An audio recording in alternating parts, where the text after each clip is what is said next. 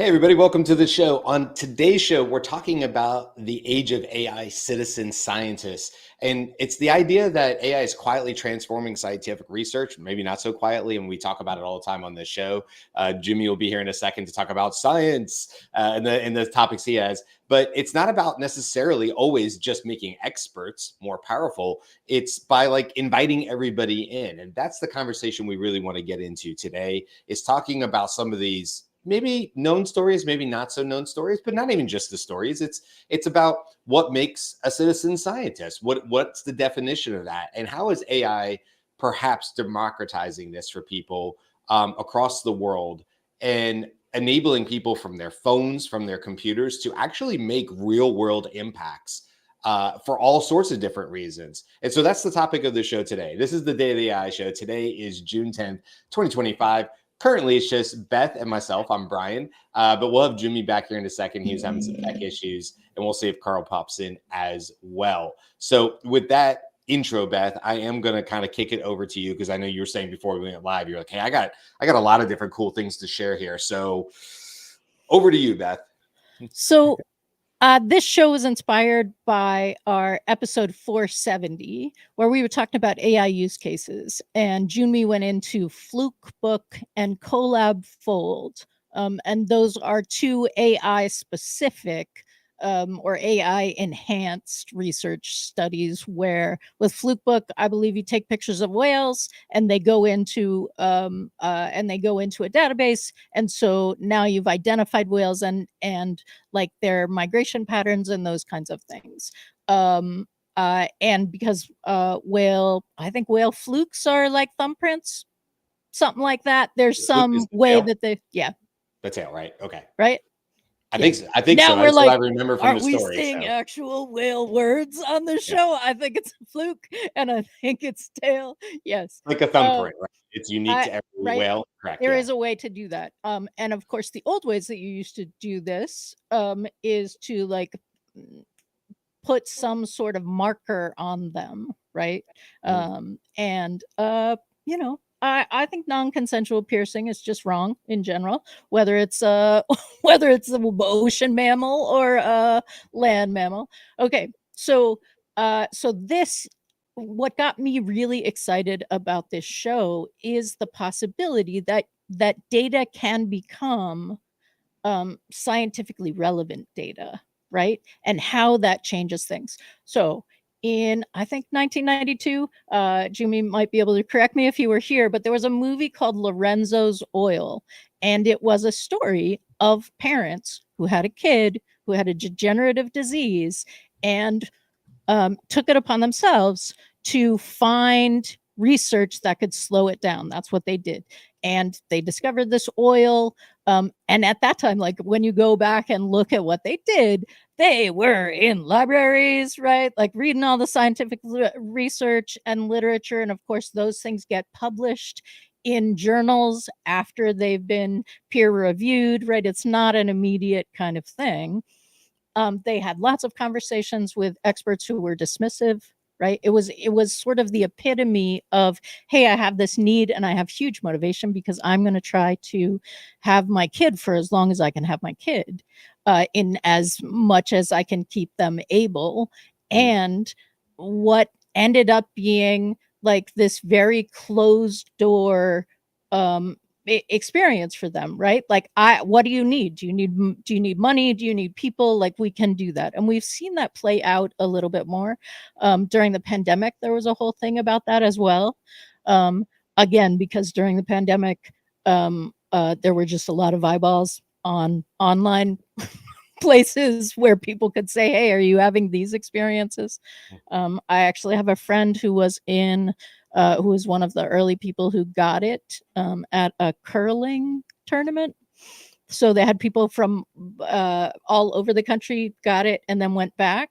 And they lost their taste and their smell. And so they were a part of this interesting study because like there was a central event where they all contracted COVID and then they went back to their own environments and had a diverse kind of thing. So that is this show. Like, what is possible now that AI allows people to come in with an idea and do actual scientific research on something that they're motivated to study, Mhm.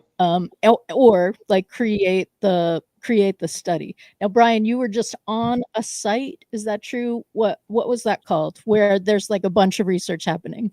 Yeah, I don't know the site myself, but as I was doing some research for the show, I'm sure this is a pretty popular site, but it's called Zooniverse, Zoon Averse.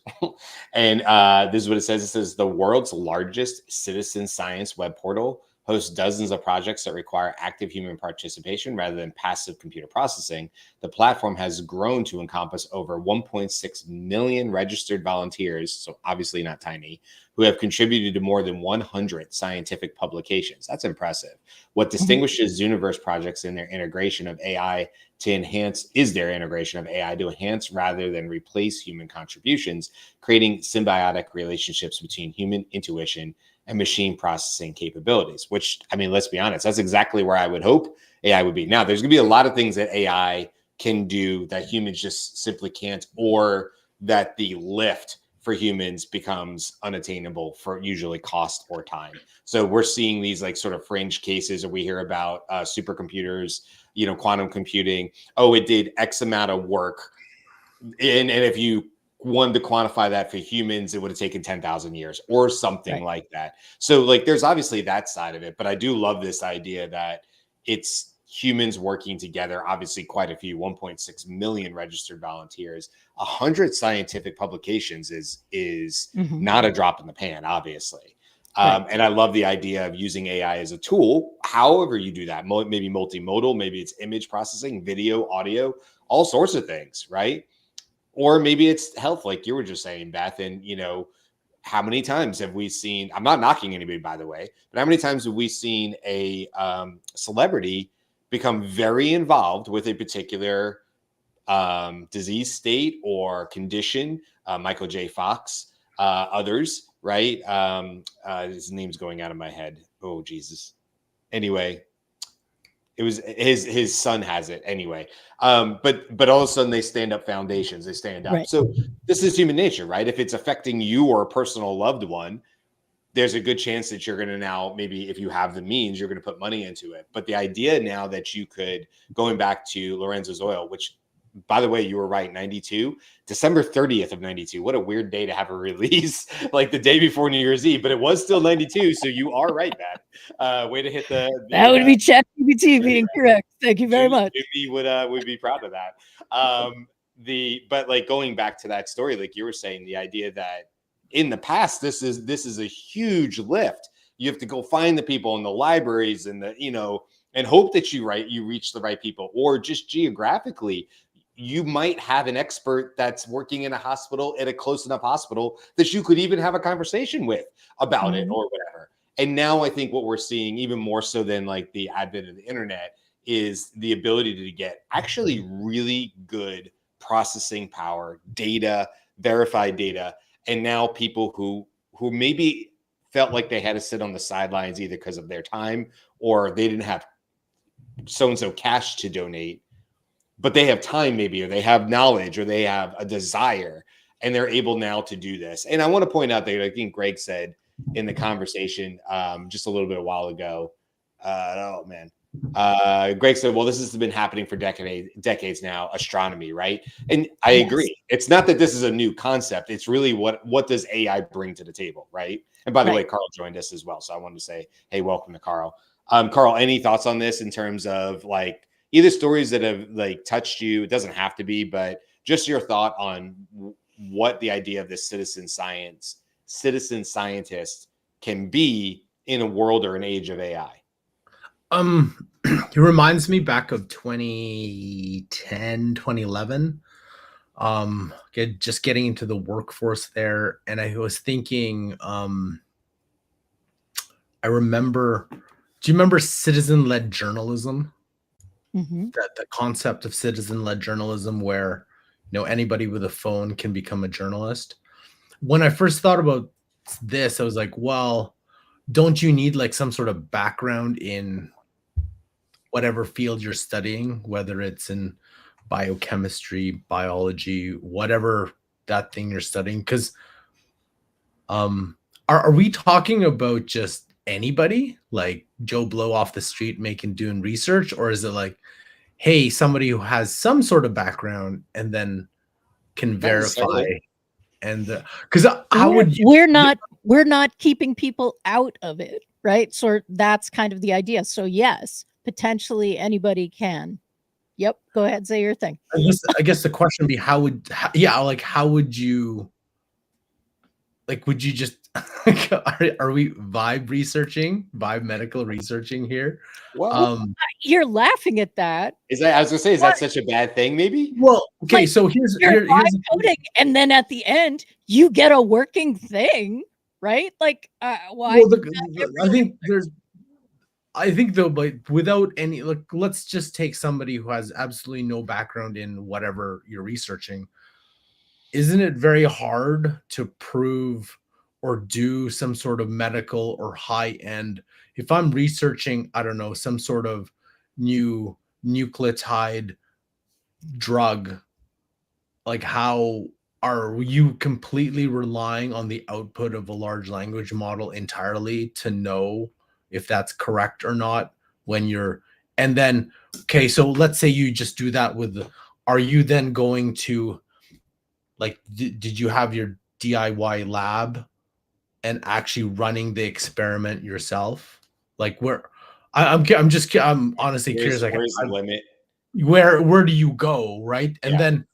And then to the point where, like, hey, I'm gonna do testing on, let's say you just get a bunch of lab mice and stuff, like, Yeah. what do you like? It was just to I me, don't it's think like it some has to go person. to that level. I don't think we're talking about lab mice. I'm not saying somebody hasn't done that and has them running mazes in iterations or something like that. But I think the way I think of it, Carl, just to answer your question, and then, oh, by the way, Jimmy was able to join us back. So welcome back, Jimmy. Jimmy was here right before we went live. We lost him right at the minute we were about to go live, which is why we're a minute or two delayed there. But now we have all four of us. So Beth, Carl, Jimmy, I'm Brian. All four of us are here. Just want to kind of reset the room here. That's a throwback. If anybody can tell me in the comments where reset the room comes from, 2 points. I'm going to start giving out points on this show. 1,000 points to the person who can answer that. What I was going to say, Carl, is what I think of it is like, look at the four of us. All four of us we come from diverse backgrounds. We're all currently talking and have a love for AI, and that's what this show is about. But we have four diverse backgrounds. We see that every single time. If Andy or Aaron were here, be the same. So what I think is interesting about it, Carl, is like you're saying, well, would they get all their information from AI or from a language model or whatever? Well, I guess that depends on the topic, right? And whether we think that's part of the common training data or some model, they're using some model that's now been fine-tuned with maybe medical data or something like that we've seen out there. But what I think of it is like, maybe I never got involved because I thought, oh, there's no way I could catch up to like needing to know what I need to know. But I might have a certain set of skills. I might have a background. That was for you, Jimmy. A particular set of skills. I might have a background that allows me to see things maybe through a different lens. But previously, maybe before AI, I didn't have the efficient means to apply my expertise, which may have nothing to do with the new topic we're talking about, sort of the citizen science topic, but I might be able to apply that way. I might be able to add something to the whole. And that's what gets me excited, is that it really is hopefully lowering barriers of entry for people who might have just been on the sideline simply because the energy needed to go from a dead stop to a crawl was too much to overcome. And now perhaps with AI, we're giving people the ability, we're democratizing the ability to actually get to that crawl state maybe a little faster. At least that's where my brain is on this. Jimmy, what do you think now that you're back with us? So I think a little background in citizen science or science in general. Now, when a lot of people, when they think of science, they're thinking of, the people in lab coats and they're doing math calculations or they're mixing chemicals into a tube or whatnot. That's all just the quick fun part.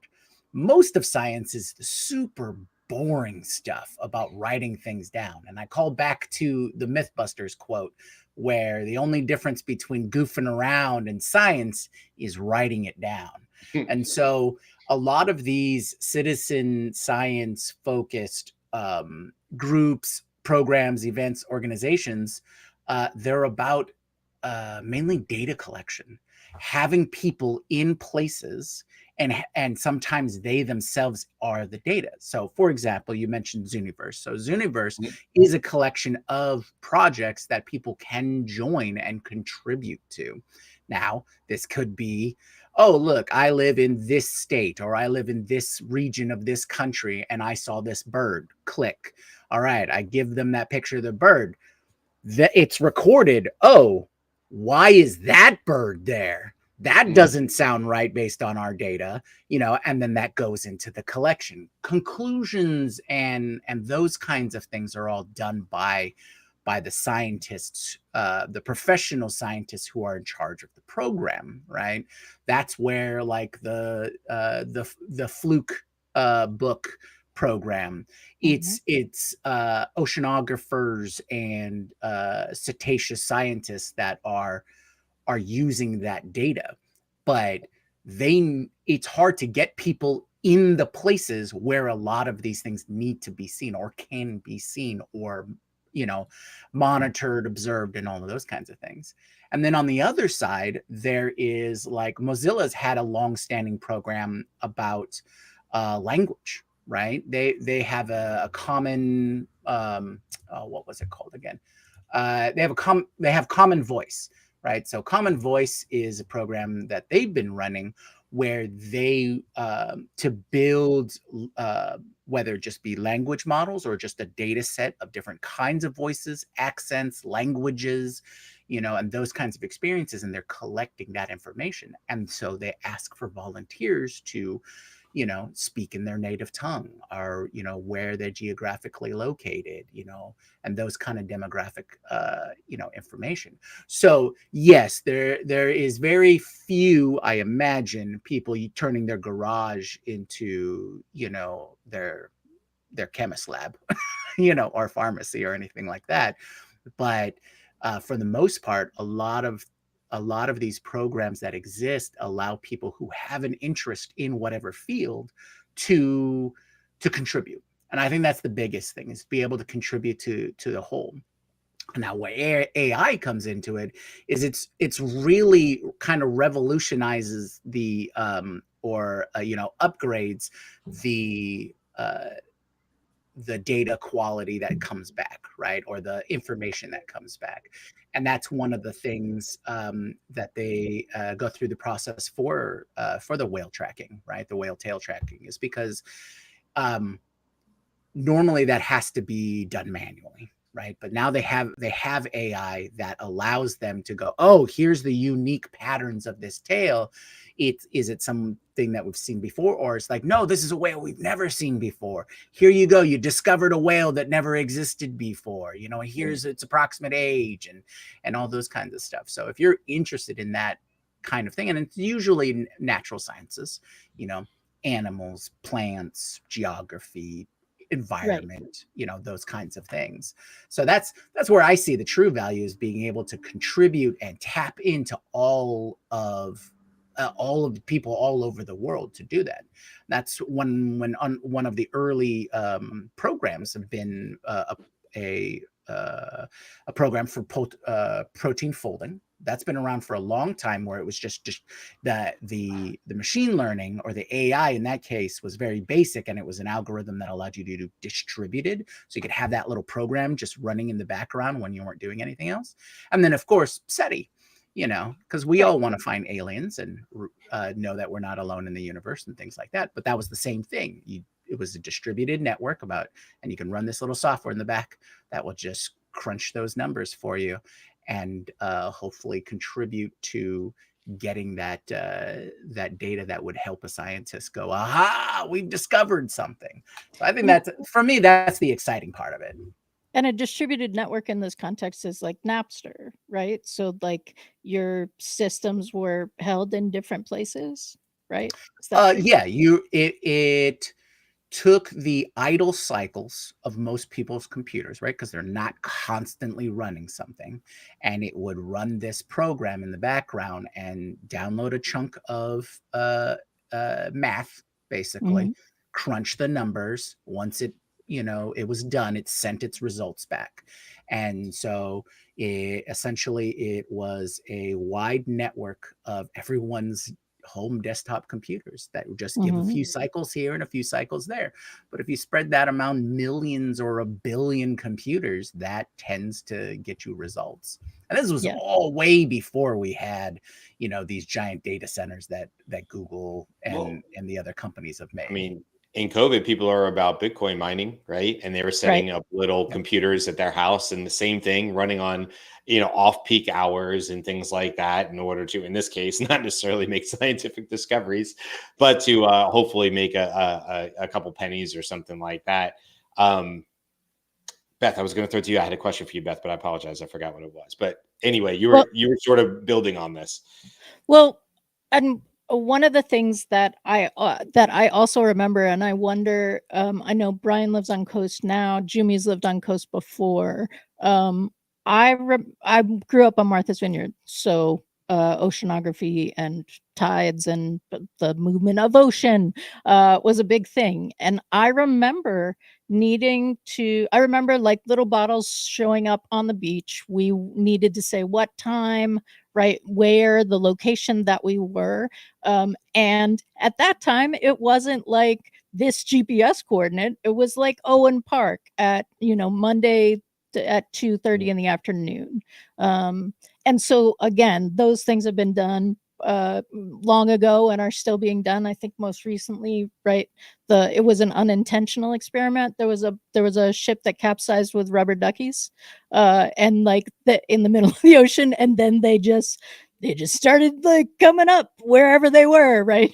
And so like you got a lot of data from that. That was not the intention of the rubber ducky ship, but when data volunteers perhaps just like say yes and collect it.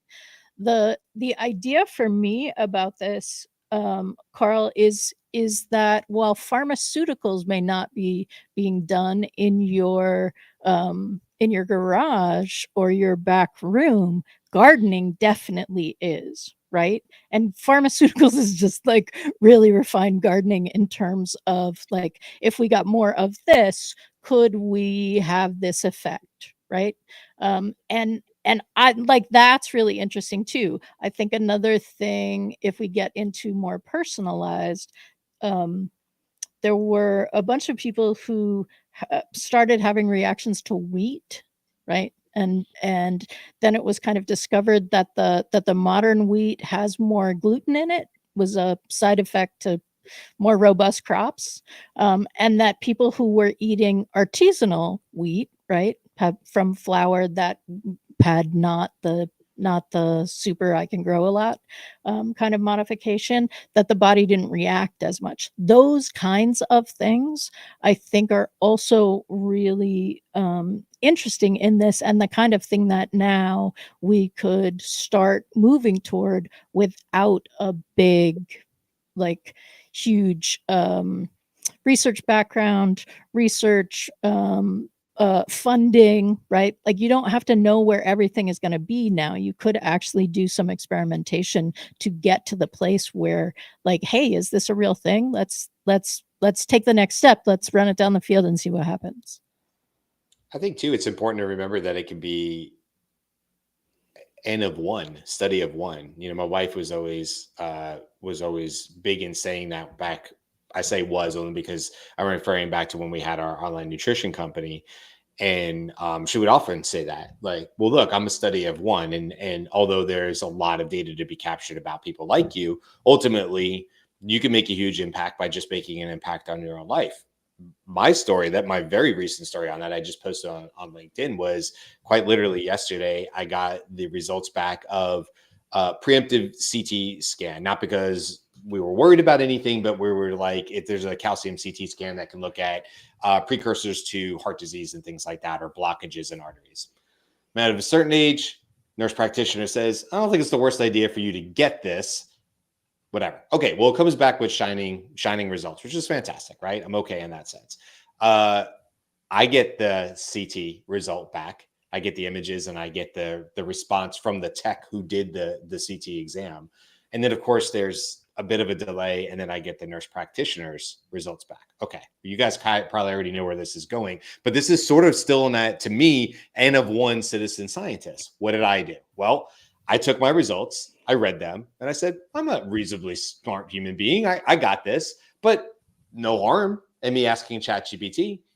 ChatGPT reads through it and I said, summarize this, whatever my question was. Anyway, long story short, everything was good as far as the main results. The main idea of the test was good, but there was this one line and there was a connection to something else that I have, right, as a health history. And I thought, well, so I asked ChatGPT and it says, yeah, no, they could be, right? What do you think the result was from my NP when she responded to it? Everything looks good on the test. Keep going with what you're doing. Great news. Right.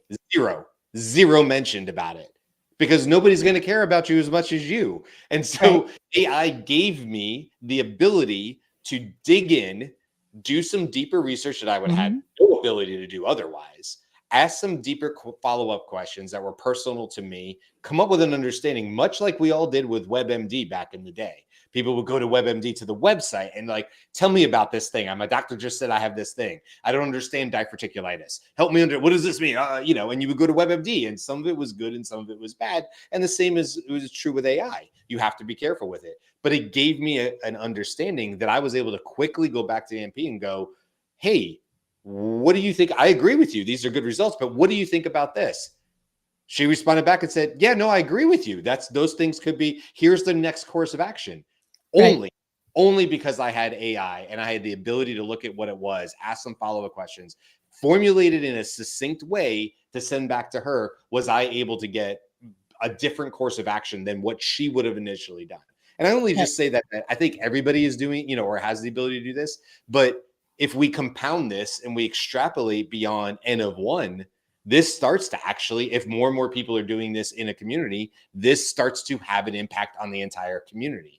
Even if people are only actually focused on themselves, I think there is a ripple effect over time, probably a lot of time, that could actually drastically change entire communities that maybe previously had, poor access to healthcare or whatever you want to put in there as the variable. So just wanted to share that. I know somebody else in the comments had shared a similar type thing where they used AI to help themselves out. Somebody on my LinkedIn post said that they used it to help. I would have never thought of this. Their son got rerouted on a plane. The plane had to turn around, and she was able to use common information from the plane, the information that she was given, and threw it all in the ChatGPT. And it said, look, it's probably one of these 3 answers.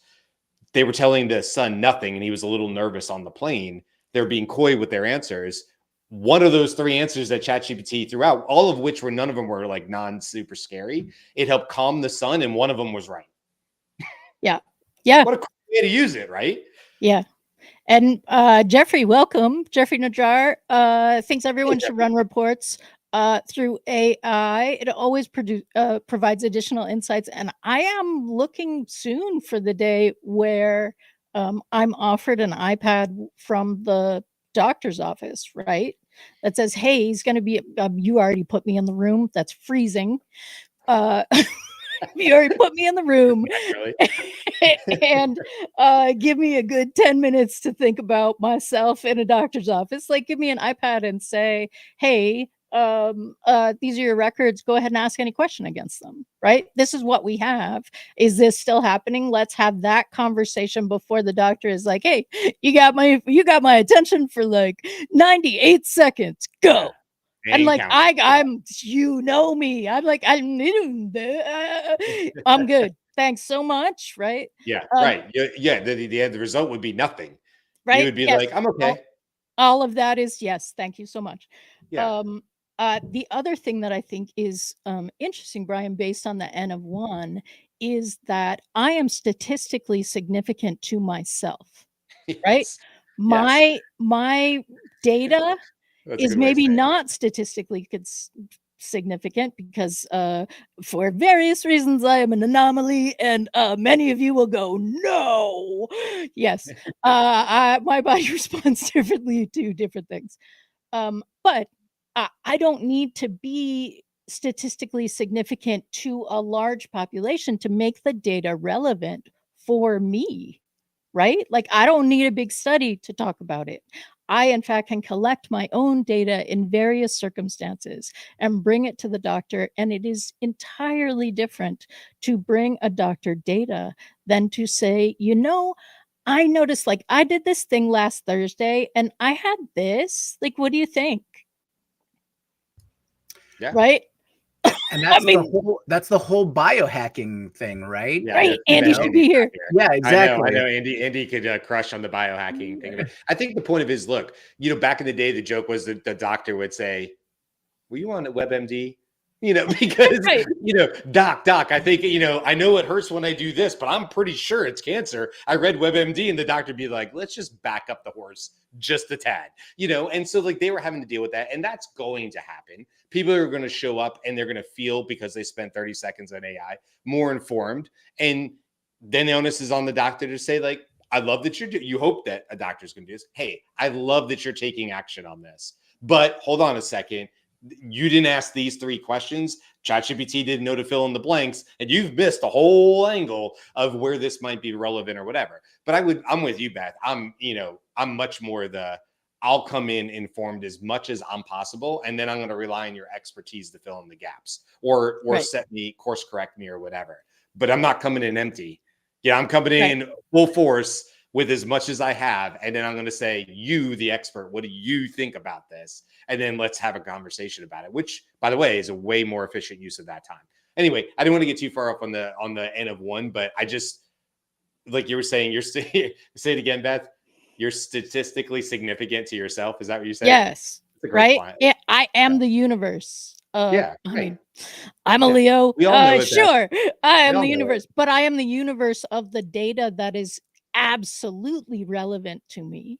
And Yeah. therefore, as a citizen scientist, and that's sort of a discussion too. Like, am I allowed to be a participant and the observer? And what AI offers is a little bit of that distance observer, right? Mm. Like, if I'm giving my actual data, timestamp, whatever we're measuring, right? Like both subjective effects and objective effects, right? I mean, I can do a blood test, I can do a glucose test, I can do other blood tests. I don't know what else you do. But I'm also looking for more of that coming online, because I think it's just a economy of scale, right? Like, you can get an ultrasound machine if you're have $10,000 or $20,000 to drop. Can we get like some biolab time drop off? Or I guess we can, right? I could have my blood taken and then send it somewhere and have some studies done, and pay for it out of pocket. If AI gets better at image recognition, as we know it is, again, a medical situation here, Jimmy or Carl too, like, if AI gets so good that it brings economies of scale to it and costs come down, because AI is 97% accurate at looking at the CT scan, which, by the way, I didn't give it the image. I just gave it the report, but I wanted to give it the image and say, like, what do you see? Because that's really where we're going to get to a point of, and it's cost effective to do that. It's only going to it doesn't cost me personally more than the $20 subscription. I already have the ChatGPT for me to go and ask these questions. And sure, there's privacy, issues with that. And you have to decide for yourself what you're comfortable or not comfortable with doing. But I could also see somebody coming to you, Beth, and saying, like, hey, Beth, I know you have this treasure trove of data. You own it. It's yours. And we've had many conversations about it. Are you comfortable with that data being what's called anonymized and then used, because we think it could be significant or statistically helpful to a larger group of people? As long as you're in control of that data and you decide what goes or doesn't go, that could be something that takes it from something that you've collected and now actually can impact a larger group of people, perhaps. Right. Because now perhaps the pattern gets matched. Right. Like, It's a pattern that works if it's 1,000 people, whereas before, 1,000 out of a study of whatever isn't going to be significant.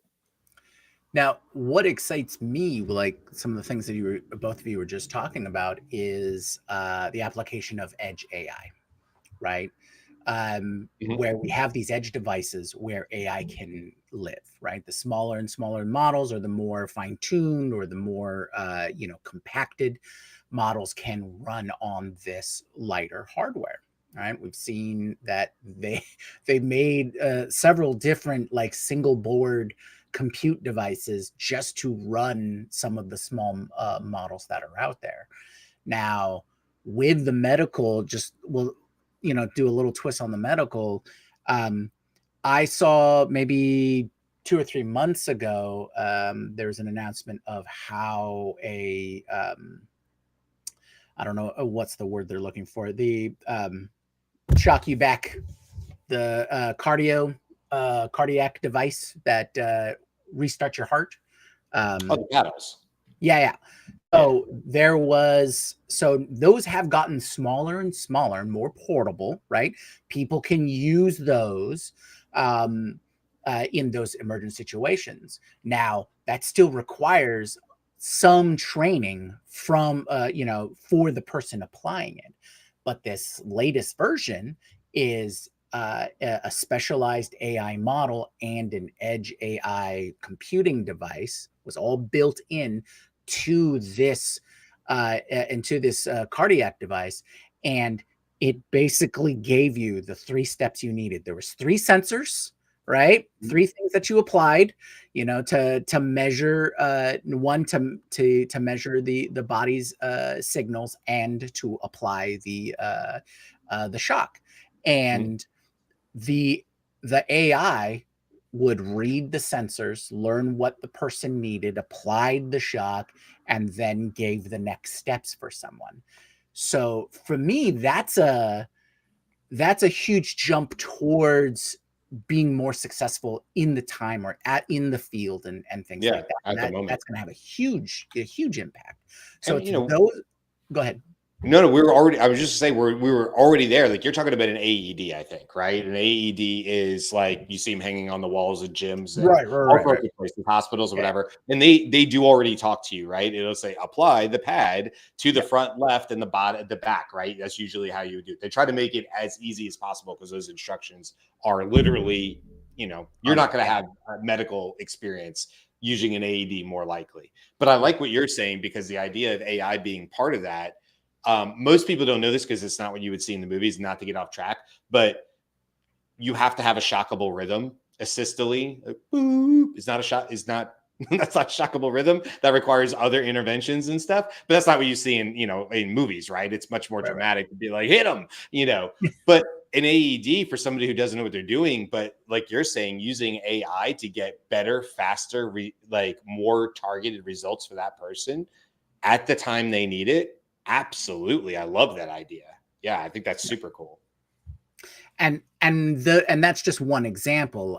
But in general, I think that's where people can really take advantage of having that knowledge base, right? It's very specific, for sure, to eliminate the amount of possible mistakes and things like that. But that's definitely a path where we're going to see this AI for good. It's right there in front of us when we need it the most. Yeah, love it. You're on mute, Beth. We see you, though. Thanks. The other thing that came up when I was prepping for the show was the idea of pulling together a custom model, right, from an open source model and data, right? And so you can have some hypothesis that you want to play out, and you can conceivably build your own customized model. Now, we know Sakana's evolutionary model merge, right? So, and those are instructions on literally how to put them together, but there are other instructions on how to build your custom research model that is going to be helpful, right?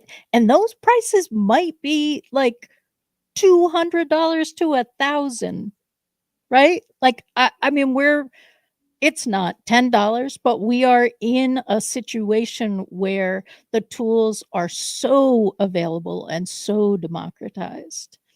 Now, to Carl's point, that makes bad research just as likely as good research.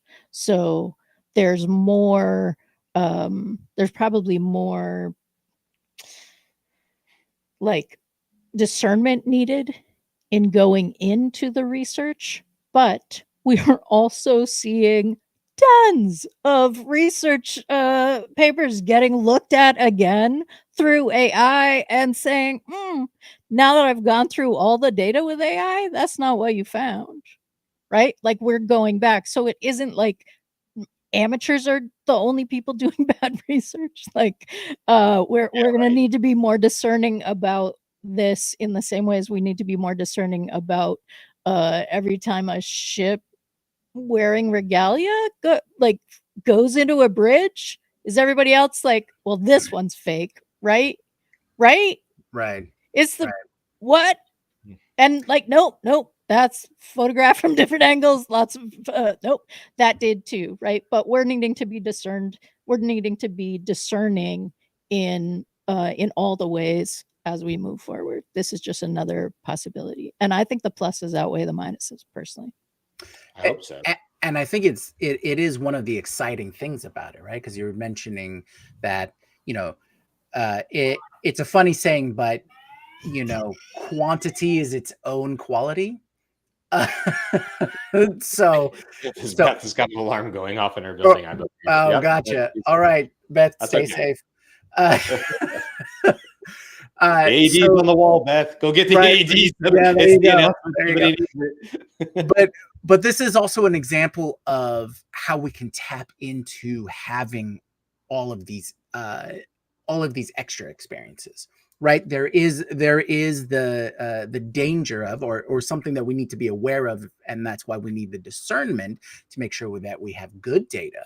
But with like the AED, those devices or the AI that people can use to help them can help them perform the good science, or the science correctly, so that the data is better and better. And if more people take an active role in either recording themselves, themselves and all their data points, and having that as a data source, or whether they're in these larger programs like the stuff from Zooniverse or the FlukeBook,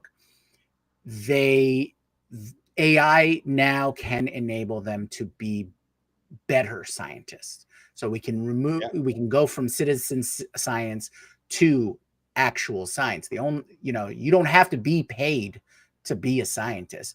Correct. You are probably have a lot of education to be a really good scientist. But the only difference between goofing around and science is writing it down. And what I hear you saying too, and I as an example for like Carl, I hear you talking, like, what I hear is grassroots, more ability for more grassroots movements. Now, we could take an extreme example or a less extreme example, but I'll say an extreme example. Gates Foundation, Bill and Melinda Gates Foundation has been doing a lot of good in the world, and no politics involved. They're trying to do a lot of good in the world. They could go to somewhere, like the wrong way in the past was to go to somewhere like a really impoverished place, like think like Slumdog Millionaire, India, impoverished, sewage in the streets, and go, what y'all need is a lot of toilets. You need a lot of toilets. Like, you clearly don't have a way of disposing of this. We have money. Bring in the toilets. Dun, dun, dun, dun, and everybody gets on social media and goes, look what we've done. And of course, they've solved nothing, right? But that's an extreme example. But it could be no different than me in Tampa or Carl in Calgary. We're geographically close compared to India. But what Carl and his community might need where he is in Canada are obviously going to be different for weather reasons and stuff like that, but also just community reasons. And now what we're seeing is, like, if we can have more grassroots, if people start believing that this makes a difference, and of course that's a big sea change in itself, but if people start believing that this matters, then you're going to get more of that grassroots movement. If you get more of that grassroots movement, more data is collected through easier means because of AI. I can now just snap a photo. Wow, that app makes it very easy for me to pass this information on. And in the past, if I had to stop, write it down, record it, email it, attach the photo, not happening. It's got to be dumb easy, right? But if I can now just, as it's happening, go, I need to get it, sent, and I just keep moving on my bus or wherever I am. Now we're collecting this data. Now we can start to actually make some real change. And, Carl in Calgary or me in Tampa, we're able to affect change for our hyper local communities in ways that actually matter, instead of people showing up with good intentions and money and saying, well, you just need more toilets. That's the problem here. That's the solution, rather, to obviously a completely different problem that needs localized solutions from the grassroots ground up, So just, I don't know, I get really excited about it. There's a lot of opportunities here. Before we sort of wrap up, Carl or anybody else, Beth, I don't know if your fire drill's over, but anybody have any sort of last thoughts on this one? Or otherwise we'll start to wrap this one up. My thing is over. So, or at least we think my thing is over. Your thing is over. We could see Carl talking, but now we can't hear Carl. Carl says, okay. And that is something that we on the team are trying to do research around. And it may mean moving out of, there's no good end to that sentence. I find this really exciting and would love to hear from people if you are doing a citizen science thing in your life or in your community, and even if you're not, do you have ideas? Is this something you've thought about but you thought wasn't possible? We would love to hear where this goes. So hop into the community Slack, dailyaishowcommunity.com, and there's a after the show chat. Go ahead and pop it in there. We'd love to hear it. Yeah, 100%. Anything else, Jimmy? No, I'm with Beth on that.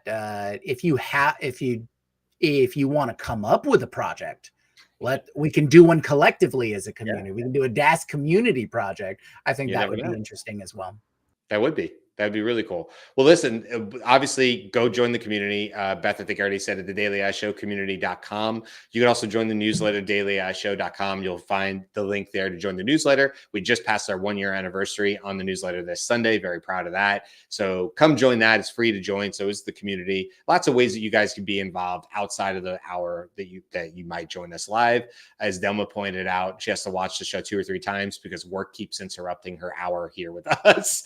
And so we understand that. I thought that was funny, Delma. Delma's a buddy of mine, and I made me laugh. Thank you to everybody in the comments as always, and sharing your thoughts along the way. Whether you agree or disagree, Gareth thought Beth was in Vegas playing the slots. That would have been funnier, honestly, if it was the same screen background, but Beth has moved it to Vegas, and right behind her are just a bunch of slot machines. That'd be awesome. We would love that. Maybe it is, maybe it isn't. Yeah. All right. Tomorrow we have all the AI news that's happened over the last 7 days. Jimmy always does an amazing job of hosting that one. Come hang out with us tomorrow, Thursday. I believe we're going to be talking about that. This may move a little bit because of some other announcements and things, but we definitely want to be talking about Perplexity Labs and things you can do there. It's really, really cool. So we'll hopefully dive into that. And Friday is more or less our open topic, show. We used to call it our 2-week recap show, but the reality is we just talk about whatever we want on that every other Friday. And that's what makes it a super fun show. It's some of the harder laughs I've had on this show for sure.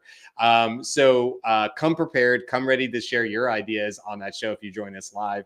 Otherwise, you can listen to everybody here on the DAS crew share what we think is cool and interesting that maybe just wasn't a big enough topic to be a full show, but still really, really interesting. Sometimes we want to come back to topics we didn't have enough time from our Wednesday show, all that and above. So that's what we have coming up the rest of the week. Don't forget about the community, the newsletter, the Sci-Fi AI show, all the ways that we're growing the DAS network. Hang out with us. We appreciate you much. If you like what we're doing, subscribe, like, all the things. They help. You've heard it all before on YouTube. They help. Same thing on Spotify. So we appreciate y'all very much. And that's it. That's it for today. We'll see you guys tomorrow for the news. Bye. Aloha.